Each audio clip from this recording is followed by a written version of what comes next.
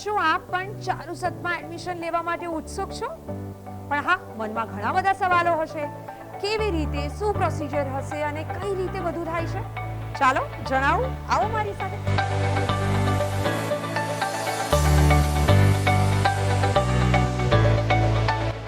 આ છે registration desk, જ્યાં સૌપ્રથમ તમારી વિગતનું રજિસ્ટ્રેશન કરવામાં આવે છે.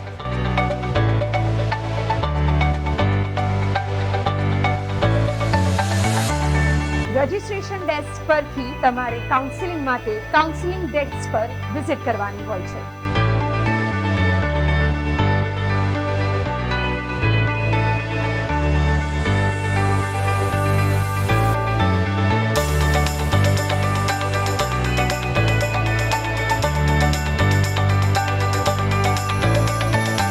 ચારુસતમાં તમે આવો એટલે સૌપ્રથમ રજિસ્ટ્રેશન ડેસ્ક, પછી કાઉન્સેલિંગ સેશન અને પછી સમગ્ર કેમ્પસની વિઝિટ.